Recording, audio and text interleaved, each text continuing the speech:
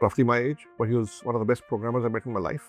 आपको आदमी की पहचान होनी चाहिए या औरत की पहचान होनी चाहिए. You probably worked hard at school to get the marks to clear the entrance exam. We could afford to get talent from the IITs and IIMs, and nobody would join us in the first place. Now, you've got to be the kind of leadership that encourages a good reality check. But if you regard me as different, then it is you who has a disability. Hi, my name is Sanjeev Bikhchandani. I live in Delhi. I am one of the founders of Naukri.com. The company is called InfoEdge. We've also invested in Zomato and Policy Bazaar, where we are the largest shareholders. And we've invested in 120 more startups. We also run Jeevansathi, Shiksha, 99 acres. I have been an entrepreneur since 1990. And for the first 7 years, we drifted. I did a whole bunch of small things, teaching, training, whatever came my way to survive. And in 97, we launched Naukri as one more small idea. I am also one of the founders of Ashoka University. I have in the past taught at various management schools in and around Delhi, marketing and written communication a few times. I've been also to IIM Ahmedabad as a guest lecturer. So I sit on the board of a few companies and a few education institutions. So that's who I am.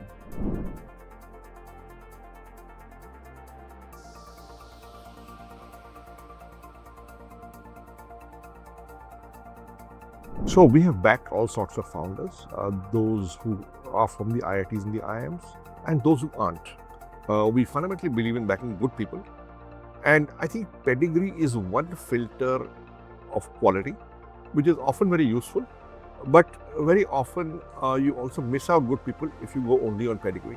The founding CTO of Naukri, BCom 3rd Division passed from Bhagat Singh College, roughly my age, but he was one of the best programmers I met in my life. Yet he was self-taught. The subsequent CTO, Vibhor Sharma, who has just in the last few years begun to invest for his money into deep tech startups, is again a self-taught techie. I think you have to be able to recognize quality through pedigree and also recognize quality that does not have what is conventionally called pedigree. आपको आदमी की पहचान होनी चाहिए या औरत की पहचान होनी चाहिए, person की पहचान होनी चाहिए, and pedigree education is just one indicator. What does pedigree signify? It signifies that you probably worked hard at school to get the marks to clear the entrance exam or get admission to the right places. You probably worked hard enough subsequently to do the right post-graduation degree to clear that exam. You graduated, began to work, and now you are regarded as pedigree and quality. There are many people who are talented who perhaps did not clear those exams. Perhaps they did not work hard enough in school at studies. But nevertheless are intelligent and good at the work. So we look at pedigree, it's important. We also sometimes ignore lack of it.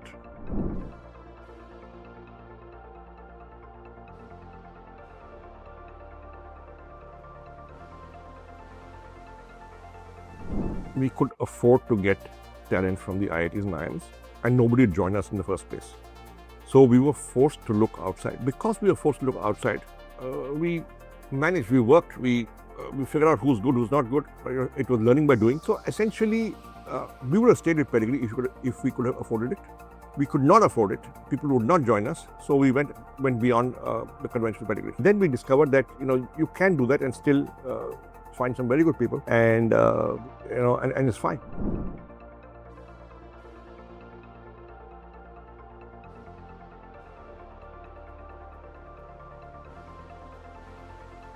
No, we like to empower our clients with what they're looking for. If they're looking for certain qualifications or certain types of experience, or certain types of companies that the person has worked in, we allow the search tools to enable our clients to find those candidates on Naukri. But yes, most people do look for some skills, some look for some qualifications, some look for some background. Naukri is about empowering the recruiter to find the talent they need and want. And it's about allowing talent to be discovered by recruiters. So it works for both the recruiters as well as for the candidate.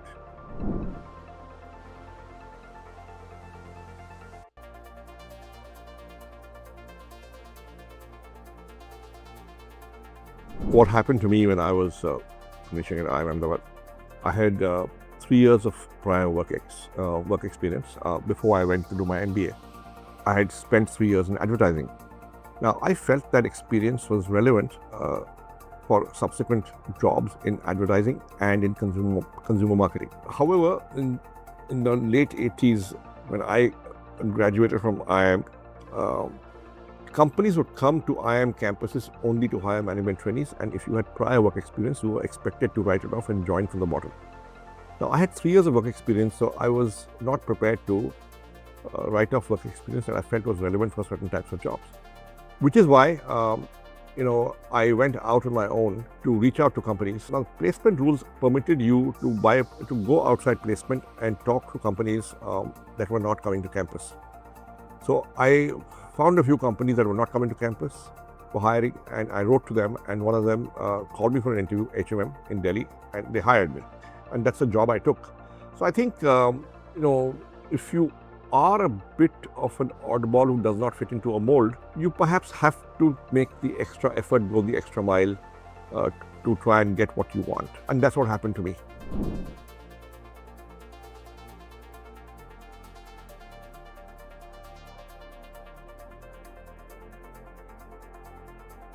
मेरा एक school में classmate है from my school, and I'm now 62 and he's also 62, and he has written a book on his life. Korean, जिसका book अभी publish होगा. He got polio at age of 6. So he used to be in our class, and yeah, he had a brace on his leg, and he would obviously limp a bit. But he went on to become an accomplished doctor, and is now well qualified and has a family, and he's doing a great job, and his patients love him. And he wrote a book on his life. He asked me to write the foreword, which I did. And I went through the book, and उसने एक चीज बोली थी. You think I am disabled, but if you regard me as different, then it is you who has a disability.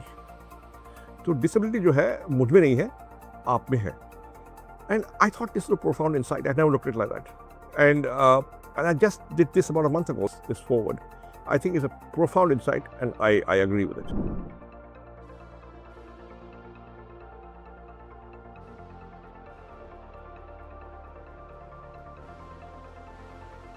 I think diversity of thought and ideas actually bring different perspectives to the table.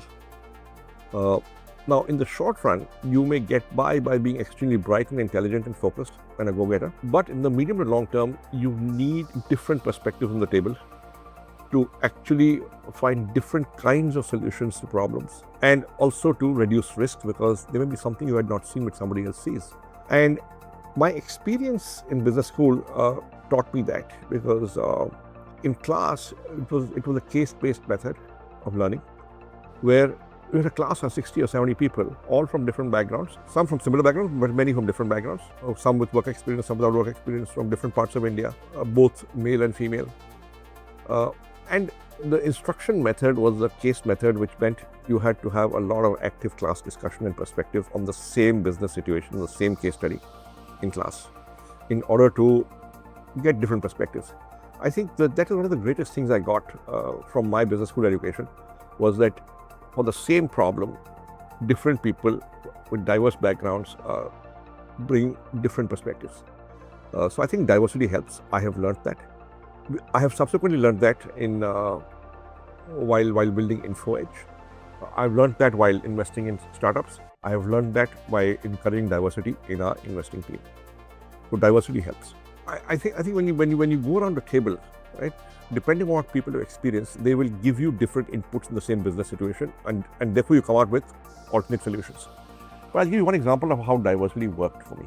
So we were launching Naukri, and I did not have a tech person. I also did not have money. I could not afford a tech person. I had a friend who was doing some freelance software programming, and he had built a very good reputation for himself as a great programmer. And the reason why he was doing freelance software programming was because nobody would give him a job. Also, he didn't want a job, but nobody would give him a job even if he was looking for one. And why would nobody give him a job? Because he was not an engineer. He was third division BCom honors graduate, or also BA economics, I forget, from Bhagat Singh College. More importantly, he had a disability. And therefore nobody gave him a job, but he was extremely talented, and I had seen that. So he joined the team. We gave him significant stock, and he built the site from soup to nuts, and he innovated. And he thought of solutions which were out of the box simply because we could not afford the conventional solutions. Now, a regular engineer may not have thought of those solutions because they've been trained in a certain way. They've been taught in a certain way. They worked in a certain way. It's because Anil Lal, his name is Anil Lal, the founding CTO.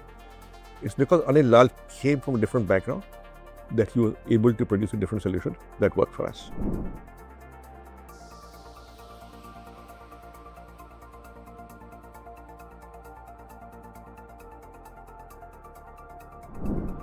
I think fundamentally, if you're a good leader, you have to be a great people's person.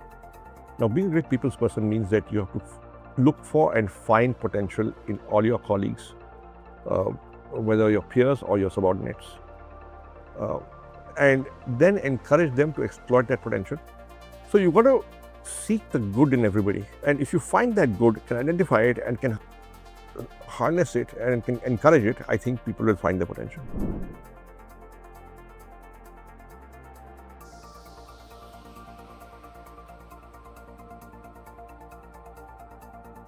I think first impressions do count, but it's important that the first impressions are based on the right things. It's about how the person thinks, how the person structures his thoughts, how he thinks it through, how logical. Very importantly, how the person does. And which is why, you don't just go by first impressions, you also do reference checks, you also perhaps have worked with the person earlier. And you then assess the person. The first impressions matter, but they're not the only thing.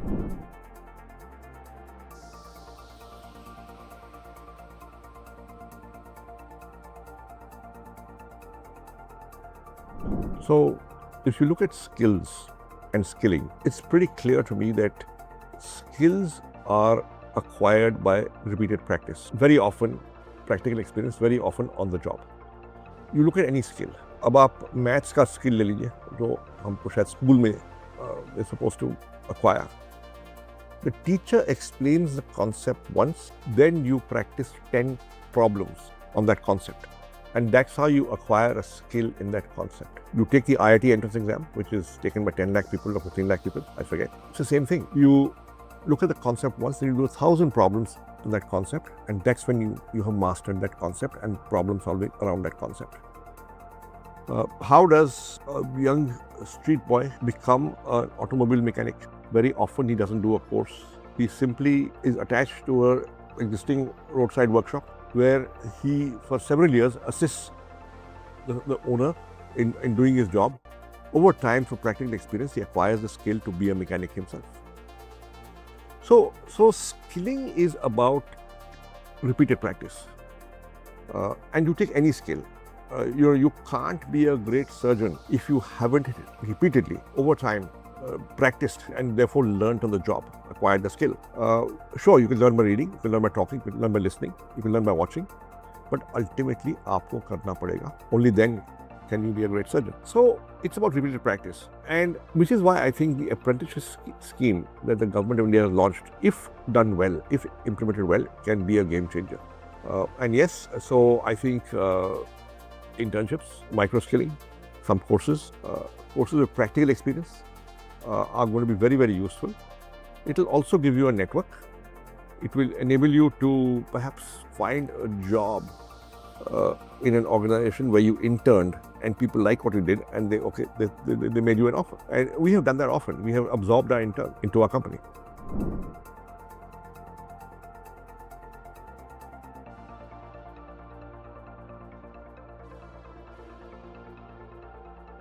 Older people in general are used to certain methods of working and they will continue to work the same way. Not all of them will adapt to new methods. That is the gap for young people. There are several AI platforms and tools available. आपको खुद platform नहीं बनाना है, आपको AI का इस्तेमाल करना है. So if you learn how to use the 8 or 10, 20 maybe existing AI platforms well to increase productivity, your own productivity, your team's productivity, you will value that much more. It's like this. In the late 80s, early 90s, when Microsoft Office was just beginning to come in into Indian companies. It was the young people who learned it first. It was the young people who had computer skills. And that's what made them unique and essential in teams. I'll give मैं अपना उदाहरण देता हूँ. So I graduated from business school in 1989. In those days, there were very few personal computers in companies. So typically, a more progressive company would have 1 or 2 computers, but maybe 8-10 people sharing it. Now, I knew how to use software to make presentations. I had learned it in business school. I'd been exposed to it. In those days, we were not using PowerPoint. We were using a software called Harvard Graphics. So I knew how to use Harvard Graphics to make slides. Nobody else knew it in the company because they had all come in years before where they had not learned how to use the personal computer. This became a skill in demand. I became the guy in demand that everybody copied any slide banane. Okay? Otherwise, you have to make overhead projector transparencies by hand, which didn't look so slick. So learning a new skill makes you more employable. Learning a skill with others do not have makes you even more employable. So I think it's a very good idea to pick up skills, and including skills on how to use AI platforms. Organizations are not humble, people are humble, or people are not humble. Now, you've got to be the kind of leadership that encourages a good reality check among people, where they don't take their achievements for granted. They understand that yesterday's achievements are yesterday, but you're only as good as your next day. जैसे cricket में होता है कि आपने एक match पे century बना दी है, does not mean आप अगले मैच बनाओगे. And you have to be consistently performing. And therefore, you've got to be aware of the fact that if you don't apply yourself well, you could fail tomorrow. And that is what will make people humble. That I could fail just because I succeeded last time does not mean I'll succeed this time. Because it is a volatile world, it is a competitive world, it's a continuously evolving world. So you've got to keep up in order to continue to succeed. And that's what should keep you humble.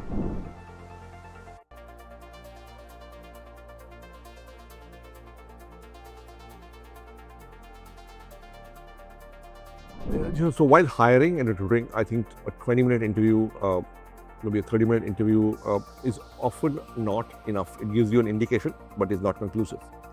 So the first thing is a person who is being hired should go through more than one interview with different people, so that different people bring different perspectives while discussing a particular candidate.